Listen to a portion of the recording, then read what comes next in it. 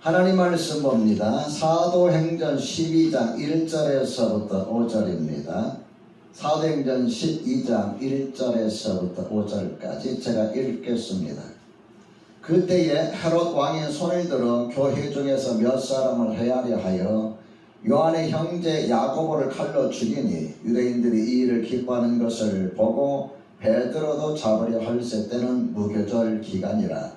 잡음에 오게 가두어 군인 내식인 내 패에 맡겨 지키고 유월절 후에 백성 앞에 끌어내고자 하더라.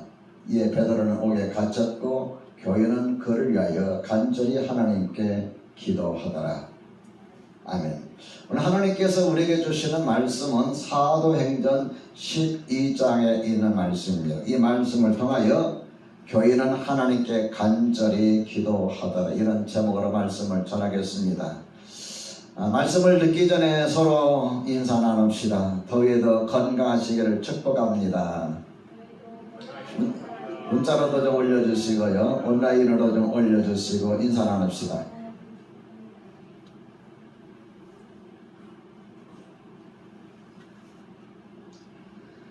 한 주간 37도, 8도 오르내리는 폭염 속에서 여러분 하루하루 사시느라 고생이 많으셨습니다. 이번 한 주간도 여러분 폭염 속에서도 건강 유지하시기를 주님의 이름으로 축원합니다. 이번 한 주간은 폭염과 함께 우리가 또 하나님 앞에 열정적으로 기도하기를 원하는 그러한 기도의 주간임을 여러분 기억하셨으면 합니다. 오늘 본문의 내용은 초대교회에서 일어났던 한 사건을 우리에게 소개하고 있습니다. 이 사건은 교회가 지상에 존재하느냐, 교회가 문을 닫느냐 하는 길에 섰던 한 사건입니다. 초대교회는 영적으로 신앙적으로 그 분위기가 어떤 분위기였느냐 하면은 예수 믿는 것을 법으로 금지되어 있습니다. 출교당합니다. 출교라는 것은 지역사회에서 쫓겨나는 것을 말하는 거죠. 또 그럼에도 불구하고 그들이 예수 그리스도를 믿게 되니까 결국 복음을 전하던 스데반을 돌로 쳐 죽이는 사건이 일어나게 되고, 그 사건을 계기로 해서 수많은 사람들이 끌려가게 됩니다. 체포되고 투옥되게 되죠. 그러다가 오늘 사도행전 12장에 보면은 사도 중에 한 사람인 야고보, 요한의 형제 야고보가 붙잡혀서 목베임을 당하게 되고, 정치 지도자들이 보니까 백성들, 유대인들이 너무 좋아하니까, 환호하니까 베드로도 붙잡아서 투옥시켰어요. 죽이려다가 보니까 유월절 기간이 가까워서 유월절 지난 다음에 처형하려고 감옥에 가두는 그런 일이 일어나게 되죠. 이런 상황이 오늘날 우리 교회에 있다면 우리는 어떻게 했을까? 이런 생각을 저는 해봅니다. 뿐만 아니라 이러한 참 위기가 우리의 삶에 찾아온다면 과연 우리는 이러한 위기를 어떻게 극복할 수 있을까? 이런 생각을 또 해봅니다. 우리가 살아가는 삶 속에 나름대로 많은 위기들이 있잖아요. 그 위기들을 어떻게 할 것인지 오늘 성경 본문에서는 우리에게 그 해답을 말씀하고 있습니다. 오늘 여러분에게 드리고자 하는 첫 번째 메시지는 위기는 하나님을 만날 기회입니다 라는 사실입니다. 평상시 하나님을 열심히 찾는 사람 별로 없어요. 우리에게 아쉬운 것이 없으면 하나님 찾는 것도 게으리하고 예배하는 것도 자꾸 약해지잖아요. 내 힘으로 얼마든지 문제를 해결할 수 있으니까 굳이 하나님을 찾아서 그렇게 몸부림치면서 기도할 필요성을 느끼지 못합니다. 삶이 평안하고 안정이 됐는데도 불구하고 하나님을 찾는 사람, 하나님 앞에 변함없이 기도하는 사람은 저는 믿음이 대단한 사람이라고 그렇게 생각합니다. 이게 쉽지가 않거든요. 저희 목회자인 저도 교회가 힘들거렸을 때는 밤새워서 기도하고 부르짖으면서 기도하고 40일 금식하며 기도하고 20일 금식하며 기도하고 이런 몸부림치면서 기도했는데 지금 생각해보면 내가 어떻게 그렇게 기도하냐 이런 생각할 정도로 지금 그렇게까지 심각한 문제가 없지 않나 이런 생각도 해보면서 참 하나님 앞에 반성을 많이 해보기도 합니다.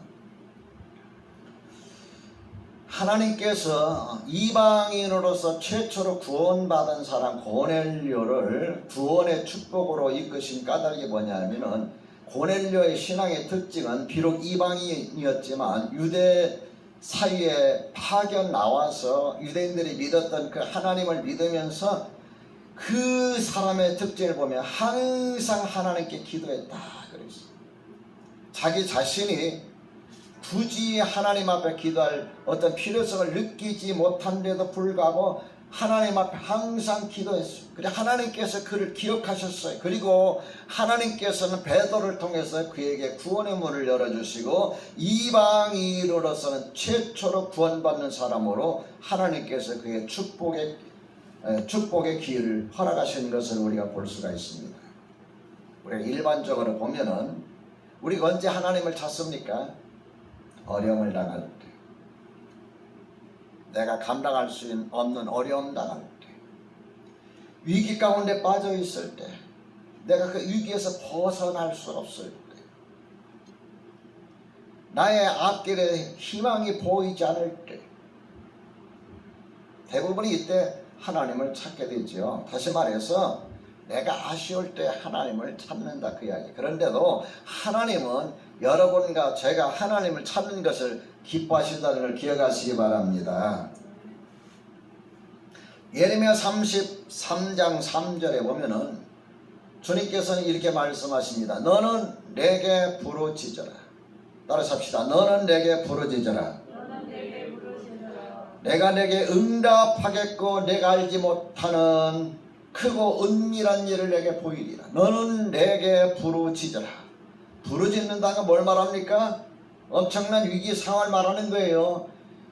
예레미야 33장 1절과 2절에 보면은 그 상황을 설명하고 있습니다. 예레미야가 갇혔을 때 하나님께서 예레미야에 나타나셔서 이를 향하는 여호와 이렇게 하시면서 하시는 말씀이 너는 내게 부르짖어라. 내가 너에게 응답하겠고 내가 알지 못하는 내가 경험해보지 못한 크고 은밀한 일을 내게 보이리라. 하나님께서는 예레미야 선지자를 통해서 여러분과 제게 말씀하셨습니다. 다윗은 우리에게 이렇게 권면합니다. 시편 32편 6절에 보면은 이로 말미암아 모든 경건한 자는 주를 만날 기회를 얻어 주께 기도할지라 진실로 홍수가 범람할지라도 그에게 미치지 못하리라. 홍수가 범람할지라도 라고 그랬으니까 주를 만날 기회를 얻어 기도하라. 홍수가 범람할지라도, 그러니까 여러분 언제가 주를 만날 기회예요? 홍수가 범람할 것 같은 위기 상황이 다가올 때에 그 상황에 부딪혔을 때 그 상황에 빠져 있을 때 그때가 바로 주님을 만날 기회라는 것을 성경 말씀하고 있습니다. 주께 기도하라. 여러분 우리의 삶 속에 찾아오는 모든 위기들은 주님을 만날 기회라는 걸 기억하시기 바랍니다. 왜 나만 겪는 고난이냐고. 여러분 그런 노래 있잖아요. 왜 나만 이런 고난이 있고 왜 나만 이런 어려움이 있습니까? 내 인생에 왜 이런 어려움이 많습니까? 제가 목회하면서 처음에 신학의 길을 걷고 이 목회를 하면서 하나님 앞에 그런 기도 많이 했어요. 왜 하나님 다른 분들은 먹고 사는 문제 걱정하는 저는 먹고 사는 문제가 아니라 교회 존립 자체부터 걱정을 해야 됩니까? 얼마나 하나님 앞에 원망 아닌 원망을 많이 했는지 모릅니다. 내가 먹고 살기 위해서 목회를 하는 것이 아니라 주님께서 저를 부르시고 나에게 사명 주셔서 내가 목회를 하는 건데 왜 나에게는 이런 어려움이 있습니까? 신학을 공부하는 순간부터 저에게는 어려움이 찾아왔어요. 제가 그래서 대학 다닐 때 한 번도 제때에 등록금을 내본 적이 없습니다. 아슬아슬하게 등록금을 내고 한 번은 등록금을 내지 못해가지고 과나까지 했어요. 점수가 안 나왔어요. 등록금 안 냈다고 해서 학점을 안 줬어요. 하나님께서 왜 나에게 이런 어려움을 주시는지, 다른 사람들은, 다른 목사님들 사람을 붙여주시든지 돈을 붙여주시든지 주시는데 하나님 나에게는 왜 이런 많은 어려움들이 있는 겁니까? 여러분, 지내놓고 보면 그 모든 것들이 하나님이 나를 만나자고 하는 사인이에요. 믿으시면 아멘 합시다. 위기는 하나님께서 여러분과 나를 만나자고 하는 사인이다. 기억하시기 바랍니다. 둘째로, 기도는 우리가 하나님을 만나는 방법입니다. 인간이 만든 종교라는 것은요, 미신부터 시작해서 모든 종교라는 것은 인간이 절대자를 찾아가는 거예요. 그래서 지성을 들이고 감동을 시킵니다. 그런 것을 이용해서 무당들은 구슬하면서 정성이 모자란다, 정성이 모자란다 하면서 더 많은 물질을 요구하잖아요. 그래서 돈을 갖다 또 얹어놓고 또 갖고 또 얹어놓고 또 얹어놓고. 인간의 모든 종교의 특징은 뭐냐? 정성이에요. 지성이에요. 저 어렸을 때 기억합니다. 저 어렸을 때 예수 안 믿었으니까 저희 어머니 장독대에다가 이리 정한수 떠놓고 비나이다 비나이다 뭘 비는지 모르지만 제 큰형님이 월남전에 참전했는데 큰아들 무사히 돌아오기를 비나이다. 참 어머니만이 할 수 있는 그런 모습이에요. 근데 어머니 예수 안 믿었으니까 어디에다 누구에게 비는지 모르지만 하여튼 비나이다 비나이다, 산신령님께 비나이다, 무슨 어디에 비나이다 하더라고요. 참성을 드려요. 또 여러분, 장독대에다 물을 떠놓고 그 정성 들을 때에 목욕체계 합니다. 목욕체가 깨끗하게 옷 입고 단정한 빚고 그렇게 하셔요. 왜 그럴까요? 지성이면 하늘도 감동이 된다. 신도 감동이 되어서 그 문제를 해결해 주실 것이다. 그리고 옛날에 여러분, 애기 못 낳는 사람들 보면은 정성들이 지성들이 가지고 애 낳는 사람 있잖아요. 그죠? 저는 부정하지는 않습니다. 하나님께서 얼마나 불쌍히 여기셨으면은 믿지 않는 사람이지만 하나님이 만드신 자들이잖아요. 하나님의 백성은 아니지만 하나님이 만드신 자들이잖아요. 불쌍히 여기셨을까 이런 생각을 해봐요. 여러분, 성경에서 말하는 기도는 인간이 신을 찾아가는, 하나님을 찾아가는 것이 아니라 하나님께서 우리에게 찾아오신 하나님의 아들 예수님께서 여러분과 저에게 주신 약속입니다. 약속. 기도는 약속이에요. 예수님의 약속이에요. 요한복음 14장 1절에 보면은 너희는 마음에 근심하지 말라. 하나님을 믿으니 또 나를 믿으라고 그랬어요. 하나님을 믿으니 또 나를 마음에 근심하지 말라. 제가 신학을 공부하기 위해서 이제 등록금을 마련해야 되는데 저희 가정, 불교 가정에 믿는 사람이 아무도 없어요.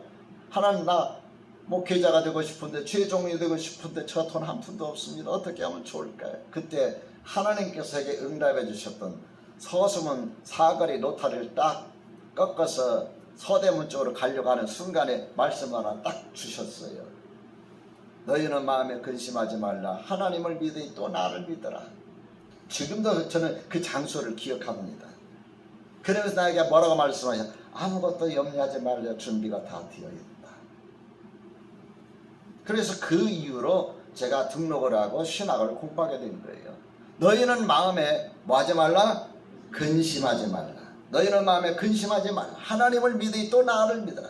그러면서 요한복음 14장 43절에 예수님께서 이렇게 약속하십니다. 너희가 내 이름으로 무엇을 구하든지 내가 행하리니, 너희가 내 이름으로 무엇을 구하든지 내가 행하리니 이는 아버지로 하여금 아들로 말미암아 영광을 받으시게 하려 함이라. 14장 14절에서는 내 이름으로 무엇이든지 내게 구하면, 따라합시다, 내가 행하리라. 내 이름으로 무엇이든지 내게 구하면 내가 행하리라. 요한복음 14장 14절에 있는 말씀이. 그러니까 여러분과 제가 하나님 앞에 기도할 때 예수님의 이름으로 기도합니다 하는 것은 그냥 추임새가 아니라 이 말이에요. 이 기도는 예수님께서, 나를 구원해 주신 예수님께서, 하나님의 아들이신 예수님께서, 십자가에 나의 죄를 위해서 달려 돌아가시고 부활하신 예수님께서, 나의 주인 되신 예수님께서, 나의 주님 되신 예수님께서 약속하신 약속을 근거해서, 약속을 의지해서 기도합니다. 하나님, 그거예요. 예수님의 이름으로 기도합니다 하는 그 의미죠. 성경의 위대한 인물들, 요즘 여러분 열심히 성경 읽고 계시죠?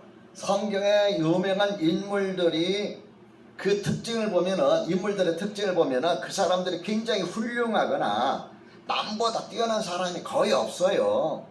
삼손 같은 경우는 뭐 태어날 때부터 그랬지만은 거의가 훌륭하거나 뛰어나거나 환경이 좋거나 거의 그런 사람 없습니다. 거의가 없어요. 그들의 대부분의 특징이 뭐냐? 성공의 특징인 이 땅에서 영향을 끼친 지도자로서의 삶을 살았던 사람의 특징, 그 특징이 뭐냐면 기도의 사람이었어요. 그들도 우리처럼 평범한 사람에 불과했지만 특징이 뭐냐? 그들은 기도의 사람이었습니다. 믿으시면 아멘 합시다. 젊은 날에 실패자로 낙인 찍혀서 미디안 광야에서 40년간 양치기로 80세까지 살았던 노인, 누구죠? 모세. 그는 기도의 사람이었어요. 이스라엘 백성들을 40년 동안 광야를 이끌어갈 때 하나님 앞에 부르짖었다는 그런 표현들을 쓰고 있습니다. 기도의 사람이었어요.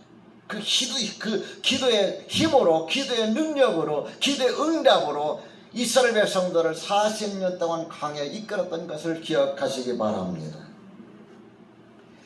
어릴 때부터 의지할 것이 없이 도망다녔던 도망자의 신세에서 한 나라의 위대한 왕이 되었던 다윗도 기도의 사람이에요.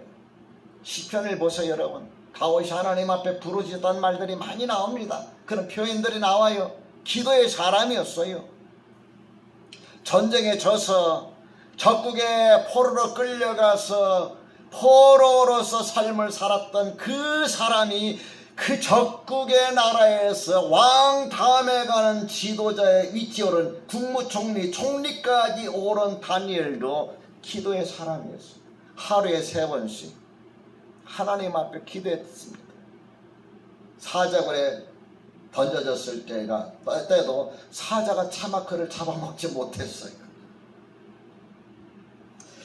이들의 특징은 어려움을 극복하는 비결을 알았다는 겁니다. 그 비결이 뭐냐? 하나님을 만나는 것이었고, 하나님을 만나는 방법이 무엇이었느냐? 바로 기도였다는 걸 기억합시다. 셋째로, 합심 기도는 큰 일을 이뤄냅니다. 초대 예루살렘 교회, 오늘 본문의 12장에 나오는 이렇게 초대 예루살렘 교회가 많은 어려움들이 있음에도 불구하고 생명을 잃어버리고 박해를 당하고 갈고 살지 못할 정도로 이런 많은 어려움이 있음에도 불구하고 이 예루살렘 교회가 모든 박해를 극복하고 로마에까지 복음을 전할 수 있었던 힘은 어디에서 나왔을까요? 바로 합심 기도입니다. 한 사람의 기도가 아니라 예루살렘 교회, 초대교회는 특징이 합심, 힘을 모아서 하는 기도였어요. 예수님께서 제자들이 이런 말씀하셨습니다. 마태복음 18장 15절에서부터 20절의 내용 가운데 보면은 진실로 다시 너에게 이르노니 너희 중에 두 사람이 땅에서 합심하여 무엇이든지 구하면 하늘에 계신 내 아버지께서 그들을 위하여 이루게 하시리라. 몇 사람이 합심하면? 한 10사람? 두 사람이 합심하여 기도하면, 그러면서 20절에 두세 사람이 내 이름으로 모인 곳에는 나도 그들 중에 있느니라 라고 말씀하고 계십니다. 사도들은 예수님의 약속을 믿고 이 약속을 정말 가장 유용하게 사용했던 분들이다, 저는 그렇게 믿습니다. 여러분, 우리가 기도하지 않으면 안 되는 이유가 있어요. 사탄은 어떻게 해서든지 여러분과 제가 기도하지 못하게 방해합니다. 왜 그럴까요? 기도하지 않으면 기도가 없으면 산무가 이루어집니다. 기도가 없으면 산무. 첫째, 무감각. 영적으로 감각이 자꾸 상실돼요. 예수님께서도 말씀하시면서 누가 보면은 세상 염려로 감각이 둔하여진다고 그랬어요. 무감각. 먹고 사는 것에 급급해서 주일이 오는지 가는지 잊어버리고 살아요. 그 다음에 두 번째 뭐가 있느냐면은 무능력. 영적으로 능력이 없어져요. 무능력. 그래서 여러분 주님을 위해서 일하려면 힘들어요. 기도 많이 하고서 여러분 주님 위해서 일하면요 힘이 나요. 어디에서 나오는 힘인지 평소에 아프다가도 벌떡 일어나요. 여러분 그렇지요? 그 경험해 보셨죠?